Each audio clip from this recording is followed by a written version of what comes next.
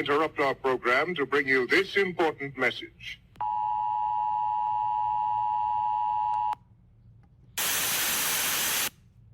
I'm back.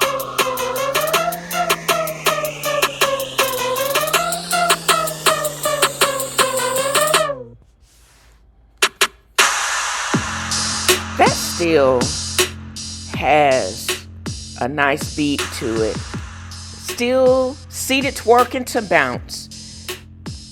New year, and that song still has a vibe in 2025. Also, it's time for a new intro. I am in with a podcast change. I added the F.A.A.F.O to it, but I'm back with the same formula that has allowed me to be successful in the past. I've set realistic intention. I plan on being present and following through, but I still intend to remain petty and hold grudges. Not all intentions need to be positive. Also, I will be unengaged and unbothered by people and things in my life that do not serve me. That means parasitic people, unsolicited judgments, biased newspapers, and mainstream banks. I will not apologize for maintaining my mental peace. Happy and unbothered and at peace because I'm at unbothered. All day, every day, being unbothered is my way. Join me.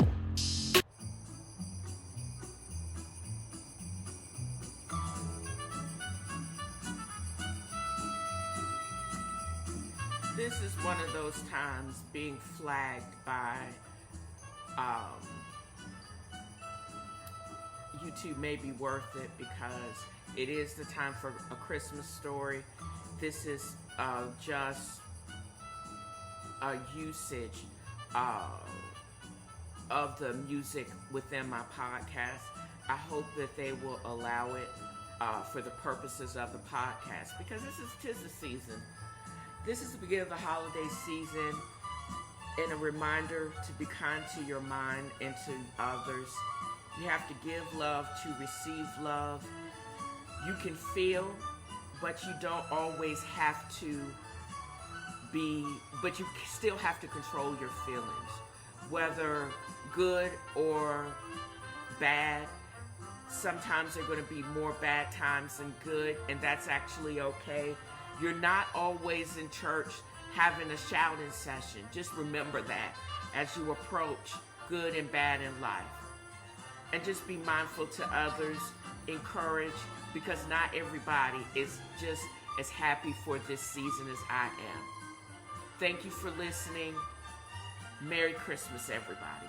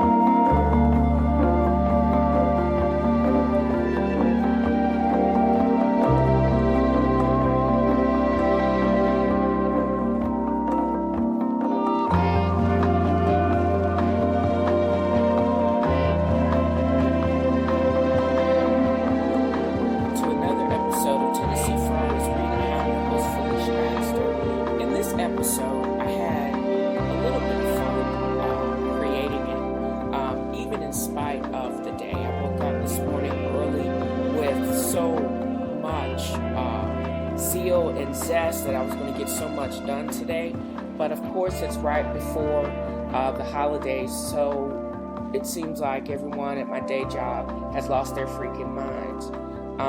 I had an effort not only to write the verbiage of what I was actually going to say for a podcast today. My intent was to record for a podcast, but of course that didn't happen because, again, the people I work with are nuts.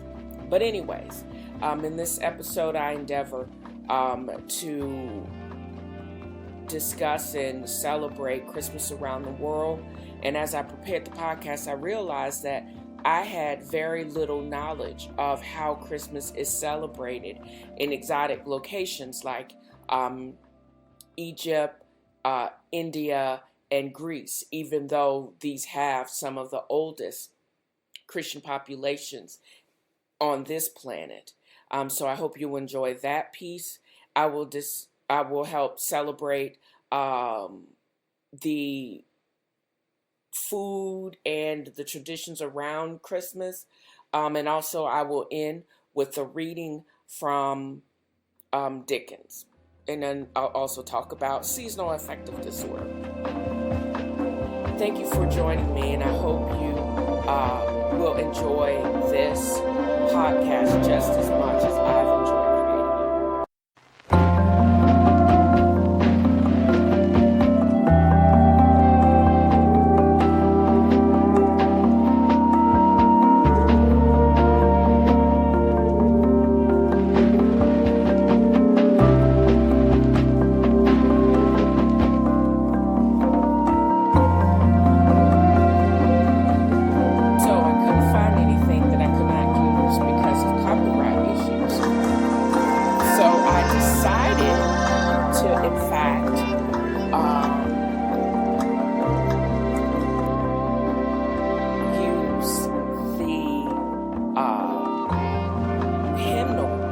It's called a F.A.A.F.O hymnal. It is a celebration of one of the Egyptian goddesses of light. And there are no, technically I could not find any free or non-copyrighted Egyptian Christmas songs. But if you guys happen to know of any, send them my way. But the Coptic Christians are a religious minority in Egypt. The celebrations surrounding that version of Christmas in that country has become more commercialized. Even non-practicing Christians actually celebrating, even getting a Christmas tree. There is a celebration for the 43 days up to Christmas, which is actually celebrated in January 7th, and this is what my grandmother used to call Old Christmas, but it's actually called Christmas Day in the Coptic faith. And there is fasting, and you refrain from eating meat, egg, and butter all during that time. The Christmas Eve before January 7th, there's a special service or liturgy. And then there's a bunch of parties and festivities on actual Christmas Day with the sweet biscuit called conch, which is actually given as a gift, and then followed by massive dinners topped off with lamb stew. Yummers! And there's Baba Noel may make an appearance, who is Father Christmas to all of the practicing believers. Giving out presents only to those that are nice. Even in spite of the commercialization of this event, it's still very festive and celebrating the birth of the Christ child. So I've been also talking about seasonal affective disorder, basically with every podcast. And what I am also finding is that it's completely treatable and you don't have to suffer in silence. I would hate for you to be here in the United States, Egypt, or anywhere that celebrates Christmas, especially at this joyful time of year, and you're just so sad. Either you feel you have to drown your sorrows in alcohol or drugs, or suffer in silence. That's not the case. You can actually call for help at 1-800-273-8255 at any time, as well as there's an online chat feature for more anonymity at Suicide Prevention Online on lifeline.org/chat. Or you can call 1-800-662-HELP or 1-800-662-4357. And these lines are there 24/7 for your help and to throw you a lifeline for what ails you.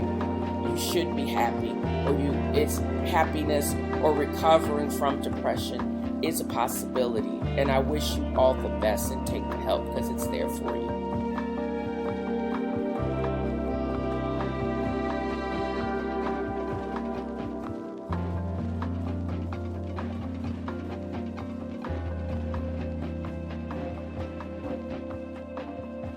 Just so you know, there is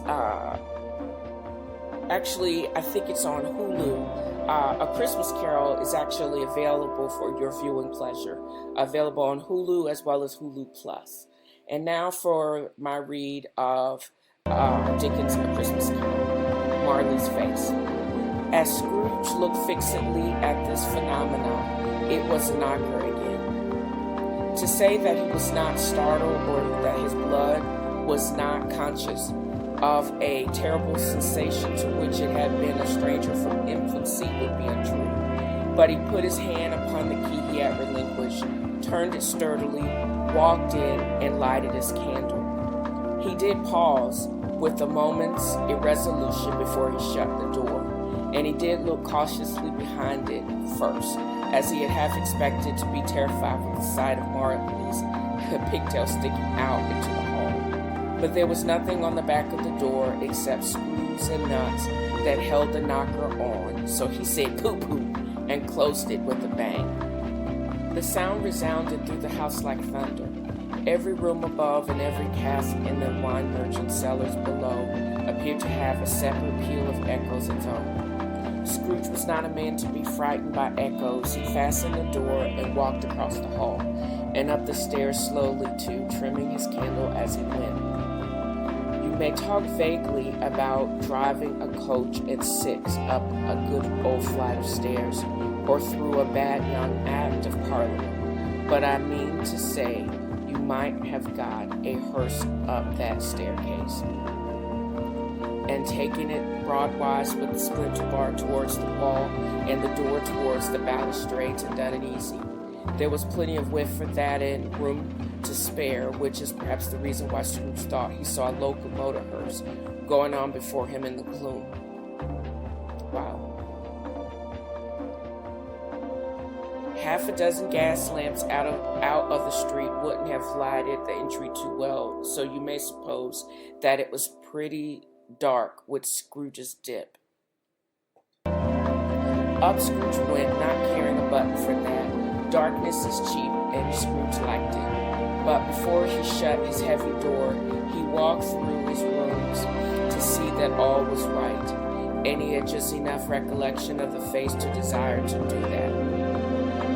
Sitting room, bedroom, lumber room, all as they should be. Nothing under the table, nobody under the sofa, a small fire in the grate, spoon and basin ready, and a little saucepan of gruel. Scrooge had a coal in his head upon the hob. Nobody under the bed, nobody in the closet, nobody in the dressing room. So basically, it's to say that he was looking for ghosts and he didn't find it. He was obliged to brood over things and prophets and all of everything in the Bible. And then finally, he just basically shouted, "Bah, humbug." Yes, I skipped several paragraphs because I didn't feel like reading all of that. After several turns, he sat down again as he threw his head back in the chair. His glance happened to rest upon a bell, a disused bell that hung in the room, and communicated for some purpose now forgotten with a chamber in the highest story of the building. It was with great astonishment, but strange and inexplicable dread, that as he looked, he saw this bell begin to swing. It swung so softly in the outset that it scarcely made a sound, but soon it rang out loudly. So did every bell in the house. This might have lasted half a minute or a minute, but it seemed an hour. The bells ceased as they had begun together. They were succeeded by a clanking noise deep down below, as if some person were dragging a heavy chain over the cask in the wine merchant's cellar. Scrooge then remembered to have heard the ghosts in haunted houses were described as dragging change. The cellar door flew open with a booming sound, and then he heard that noise much louder on the floors below, and then coming up the stairs and coming straight towards his door. "It's humbug still," said Scrooge. "I won't believe it." His color changed, though, when without a pause it came on through the heavy door and passed into the room before his eyes. Upon its coming in, the dying flame leaped up as though it cried, "I know him! Marley's ghost!" and fell again. The same face, the very same, Marley in his pigtail, usual waistcoats, tights, and boots, the tassels on the latter bristling like his pigtail, and his coat skirts, and the hair upon his head. The chain he drew was clasped upon the middle, about his middle. It was long and wound about him like a tail, and it was made for Scrooge to observe it closely, of cash boxes, keys, padlocks, ledgers, deeds, and heavy purses, wrought in steel. His body was transparent, so that Scrooge, observing him and looking through his waistcoat, could see the two buttons on his coat behind. Scrooge had often heard it said that Marley had no bowels, but he had never believed it until now. How would you act if a ghost rolled up on you? I think he was just too calm. But anyways, no, nor did he believe it even now, though he looked the phantom through and saw it standing before him. Though he felt the chilling influence of its death-cold eyes and marked the very texture of the folded kerchief bound about its head, which wrapper he had not observed before, he was still incredulous and fought against his senses. "How now," said Scrooge, caustic and as cold as ever. "What do you want with me?" "Much," Marley's voice, no doubt about it. "Who are you? Ask me who I was?" "Who were you then?" said Scrooge, raising his voice. "You're particular for a shade," he was going to say, "to a shade," but substituted this as more appropriate. "In life, I was your partner, Jacob Marley." And that's how I'm going to end this episode of Tennessee F.A.A.F.O's reading. This is getting good. He's actually in his own living nightmare when he sees the ghost of past and things left undone, and of coldness, and how he knew, and I'm suspecting how he knew his very lifetime partner very little. How much he missed, and he will now start going over the regrets of a past life. But obviously, I think the ghost Marley is coming to him to tell him he still has time to make the changes, so he will not make mistakes and waste a life worth living, and live for the joy that is of life. So, don't forget to navigate to Dalesangelsinc.com for all special offers and updates on nerd news. Drop me a line at TennesseeFro@gmail.com, or even leave a 2-minute voicemail at 423-463-0658. If it's not trolly, I may read it on air or play it for the audience. Also, if you like what you hear and you're tired of freeloading, become a patron through Podbean. patron.podbean.com/The Talking Fro, or leave me a tip at paypal.me/Felicia DAI. And I hope you enjoyed this episode and have a great day.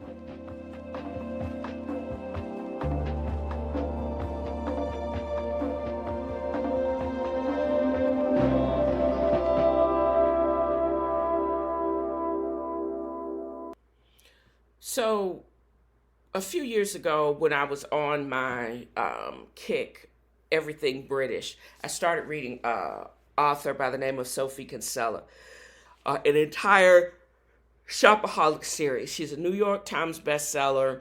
And I think I fell in love with the books when I was on the road at the most times and I was listening to books on tape and Audible. Not only are her books a great read, her um, her actual the Audible version of the books on tape version, the actress that they actually had to do the voiceover was freaking hilarious. And it's been a number of years since I've actually read any of her books. I think the last one I read was, last two I read were Shopaholic and Sister. Um, Becky Bloomwood, now Brandon, has a half sister that is a result of an affair her father had. Graham Bloomwood had, and as well as Shopaholic and Baby. Becky marries Luke Brandon, the financial PR president of a financial PR company. He understands her and loves her for who she is and all of her ADHD habits. And they have this really cute little kid, Minnie. They're back in the UK, as I said yesterday, and her parents have decided to go on this great adventure, and they moved to the up and coming or hip community in London called Shoreditch, from the suburbs, and they have dumped they've dumped the planning of Christmas on Becky for this year. I mean to say that this book was actually just published this year. It has to do with, I guess, Christmas 2019. But in effect, it is very hilarious. I know I cannot do the accent like the British actress would actually do, but in itself, it is still quite funny, I think. So here we go. And all the run up to this point is just showing how crazy and ADHD Becky is. She plans things out, but then it goes awry. She gets distracted by great deals and shopping. Never really follows through, but every now and again, it basically works itself out. We're up to the point now where she actually meets her now rock star, orgy loving ex-boyfriend from the university, who has moved into Suze's, her best friend's, cottage on their estate, because Suze and her husband Tarquin are lower royalty.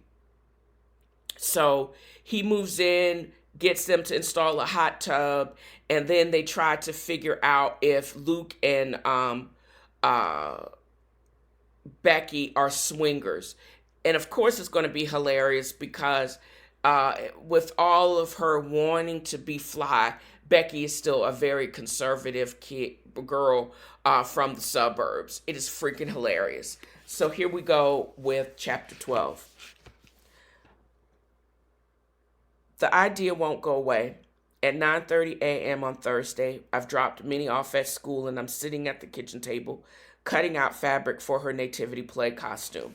And I'm going to pause there. It seems that Minnie is in this primary school and her primary school teacher is really into crafts and Becky ain't really having that. And they are planning the Christmas play, I guess. So she gives them a pattern, and the parents are supposed to make this costume out of a pattern. I just can't even. But anyways, but my mind's not into it. I'm half thinking concentrate and half thinking, oh my God, I've never even been in a foursome. How does it work anyway? Like, what are the logistics? I've quite tempted to Google sex parties, what actually happens. Only Luke might walk in and get the wrong idea. In fact, here is Luke coming into the kitchen. Should I mention it to him? No, because it sounds crazy. It is crazy. How's it going? He surveys the ocean of dark blue silk filling the table. Looks good. Oh, right. I force my attention back to Minnie's costume. It's going pretty well, thanks. I don't want to boast, but I've chosen fabulous material for Minnie's costume. I don't think Becky can sew, but... And I don't understand why she doesn't ask her homeboy, Danny Kovitz, to make the fucking costume. Really? It's the most sumptuous midnight blue silk embossed with gold spots. And okay, it wasn't the cheapest option, but then how often is your little girl a king in a school nativity? I bought some gold velvet ribbon, too, in sequins, meaning it's going to look spectacular. Just cutting out the pattern, I add briskly, picking my scissors back up and trying to sound like a sewing expert. I won't mention that I'm cutting it out for the second time. Total disaster first time round. But I bought some pins this time. They're so nifty. Someone should have told me about them before, and at least I had plenty of spare material. I got a bit carried away in the fabric shop and thought maybe I'd make a matching dress for myself, which is looking a tad less likely, to be honest. I'm going to make a coffee to go. You want one? Yes, please. I say absently as I resume cutting. I love the metallic sound of the scissors make as they slice through the material. It makes me feel like a pro. I work carefully around the curve of the sleeve, then look up at Luke watching me, a fond expression in his eyes. What? I say. Nothing. Just lucky, Minnie. Oh, I say, feeling a tiny glow inside. Well, I want her to have the best costume she can, although she might not be lucky. I add honestly, it might be a disaster. I'm not exactly brilliant at all this craft stuff, not like Sue's. I can't help a gusty sigh. You should see the stuff she makes. Becky, you're you. Other people are other people. This is going to be an awesome costume, and Minnie's going to be an awesome king. He's always so nice. Has she got any lines to learn? He asks with such interest. Should we be practicing? No, I say with a giggle. They have to make it up. Miss Lucas is into improvisation. She thinks it makes the children creative. Improvisation? Luke raises his eyebrows. Isn't that a high-risk strategy at that age? You think?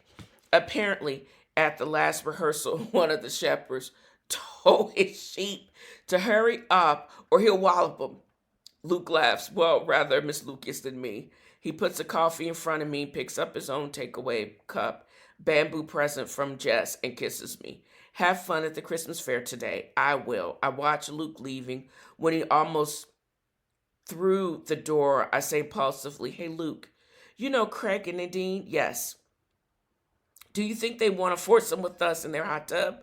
But I can't. I mean, it's ridiculous. Nothing, I say, just was nice hanging out with them. Yes, he nods. It was fun. See you later.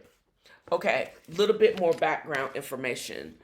Craig and his little freaky girlfriend or open girlfriend or whatever you call her are really into swinging and sexual exploration. They don't understand monogamy, the etc. And Becky, in pure Becky form, is getting all worked up over a construct that nobody has actually broached with them. So of course the what she is imagining is worse than the actual reality of it all. So you know how this is going to go. Number one, the costume is going to be a disaster, and number two, of course, if they ever do get into the hot tub and the whole swinging scene, it's not going to happen. It's just going to be a complete farce. Once I get further along in the book, I'll actually stop and pause and read you that section because I know it's going to be crazy. As of what I've noticed in this particular book, it does take Kinsella a minute to get to the point. She drags it out. There's always these like subplots about subplots. And Becky gets into some maniacal craziness, and then she has to work that out at the same time as she's working out some other highfalutin crazy debacle. This is like one big long read of the I Love Lucy show with Becky Bloomwood being Lucille Ball or Lucille McGillicuddy, and Suze, who is minor royalty, being a very slender but blonde Ethel Mertz. It is completely crazy. And that's what I just realized just now, how this whole book seems to be a riff, the British riff on I Love Lucy. Isn't that crazy? But it's all going to have a particular poignant theme because it is Christmas time. Janice, and which is the next door neighbor, and Becky are getting ready to go to the Christmas fair because her mom wigged out on her about going to some dramatic. It's like her mother is trying to recapture her youth in her next adventure. And both Janice, who has been her best friend for 30, 40 years, and Becky, or the family's actually feeling left out. And of course, another subplot is what's going on with Susan Tarquin, and another subplot, what is going on with Jess and Tom. Jess is the half granola crunching Birkenstock tree hugging sister who has come back to the UK but left her husband Tom behind.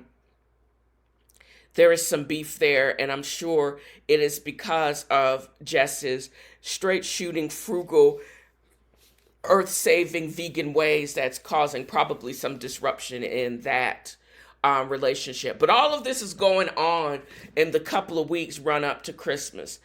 Typical family, right? Makes for good reading. I'm still leaning into my spirit animal, Fro Bird, listening to Leontyne Price, as well as flipping completely to a different genre as I get my bounce on with Megan Thee Stallion. And I hope you enjoyed this episode as much as I've enjoyed creating it. Thanks.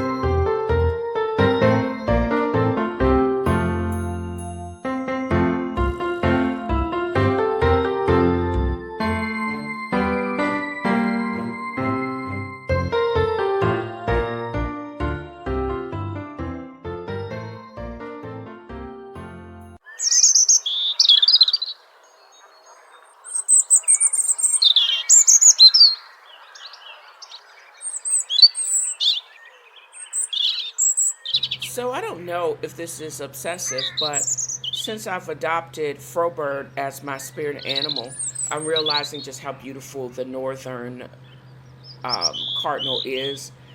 And plus, how cool is that bird? It's a male northern cardinal with a fro. That just displays so beautifully on top of my blog post. So that's why I keep on using that picture. It can be a little intimidating. That direct stare will stop somebody dead in their tracks, won't it? But anyway, the bird itself is such a beautiful color with that brilliant red and orange hued feathers, and it just has such a magical form, as you have heard in previous episode. There's a difference between the female and male cardinal, which is astounding in itself. But even some of the female northern cardinals have red, oranges in their feathers.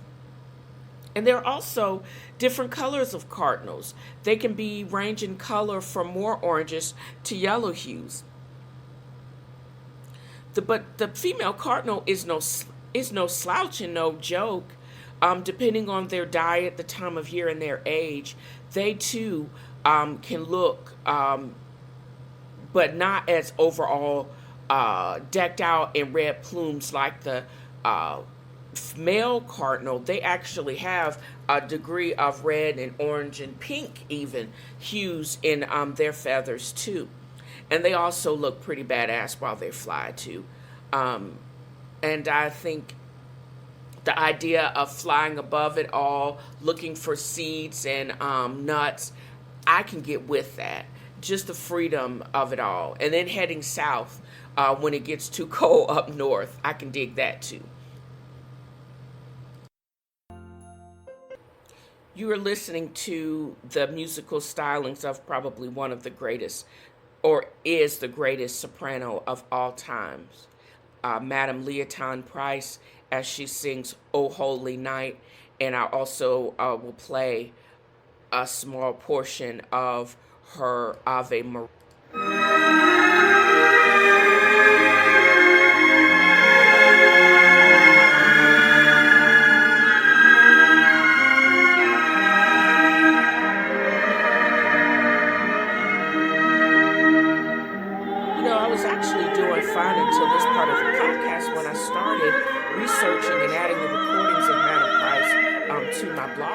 is my mother passed away over 23 years ago, and I haven't really spoken of her or remember her or my grandmother since the Breast Cancer Awareness Month. She passed away 23 years ago of metastatic breast cancer. I think if she had lived a little bit longer and had been able to get into either a trial or at MD Anderson, or even the Cancer Centers of America, where she could have actually gotten immunomodulatory and other therapies, even with stage 4 breast cancer, there is a lot of therapy now that actually will allow you to control the disease, although you don't get into remission. So I remember her in the fact that she used to watch this time of year these Christmas specials, and her favorite, at least I thought it was, her favorite song was actually "Oh Holy Night." I remember her voice soaring through the house as she sang this song with such clarity and gusto. While most of her sisters claimed alto, she was clearly a soprano. I always think with a little bit of encouragement and training, she would have made it out of Princess Anne County, now Virginia Beach, and had a similar trajectory as Madam Price. Just like any art form, I think she came to appreciate opera and probably Marian Anderson and Leontyne Price later in age, when she can afford to do it. But she had actually already been married to my trifling father and had both my sister and I. But Madam Price left small time Laurel, Mississippi to be trained at Juilliard, and then she received the longest standing ovation for her performance in Il Trovatore in 1961, a whopping 42 minutes. And I can only imagine my mom with similar aspirations, but nobody ever pushed her, or she never really thought that she could have that same trajectory. Leontyne Price was initially a babysitter and a maid in a house of white people down in Laurel, Mississippi, that assisted her and encouraged her to sing. She went to Ohio, Wilberforce University. She then was sponsored initially by Robeson, but there was some flack because of his communist leanings. And then she was sponsored again by her white sponsored family to go on and to train in Juilliard. And then she was off to the races. She received some of the best voice training in the world and played with the Metropolitan Opera, as well as being accompanied by some of the greatest orchestra, including the Vienna Orchestra. And even if you don't really know who she is, or don't really follow opera, you can definitely appreciate her range, the beauty of her voice, and how the spiritual fell, and how she was an anomaly. First it was Marian Anderson, and then it was Leontyne Price, and it will always be Leontyne Price, I think. And I think because her voice reminds, in my mom's love for her, unbeknownst to me, and I couldn't appreciate it as a young person, just how beautiful her voice actually was. This is my mom. I can appreciate it now that I'm actually a year older than what my mom was when she passed away. I can appreciate the beauty now. And I wish you always wish you had more time to spend with that person, getting to know them on a different plane and a different level, what they liked and disliked, and why she was so enthralled with this particular woman. And if she really admired her, I don't know. Maybe it was Marian Anderson or another operatic singer, and I just wouldn't ever have known. It's just that this particular artist reminds me so much of her, and I actually get to enjoy this music because it was introduced to me by my mother. So I hope you enjoyed this little tiff into classical music because, again, I'm focusing on the run-up to Christmas on things that bring me joy, and this particular music actually brings me joy.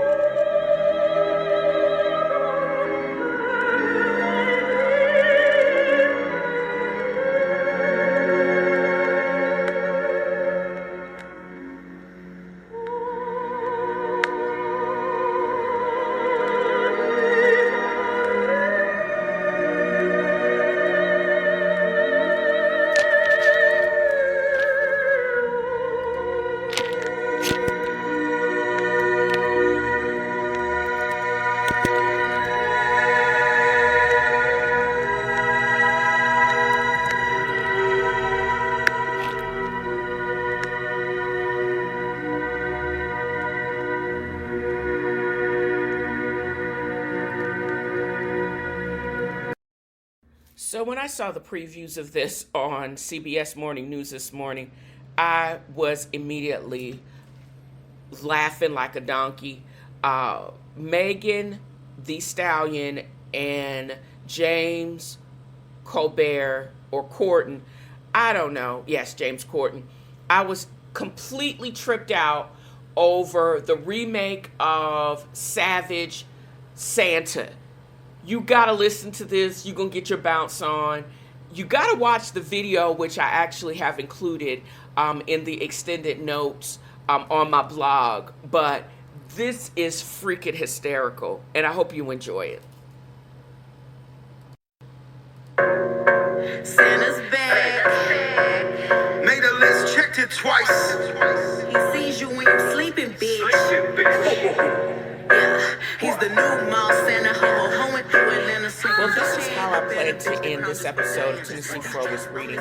I wrote a little bit about my spirit animal and my feelings about the music that I'm enjoying, the Christmas Carol, more typical than atypical.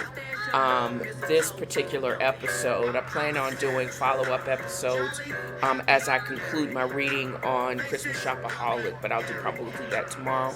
And don't forget to navigate to writersblockcoffee.com and use my promo code 10FRO reading to receive 10% off of your orders, as well as a Libris.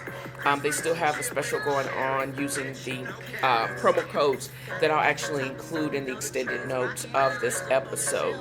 And of course, 74 million people were wrong, I think, and they all need a bag of gummy penises. So navigate to shipabagadicks.com and use my promo code MaryDicks to receive up to 20% off of your order, as well as shipping to ship these fools anonymous gummy penises and chocolate dicks.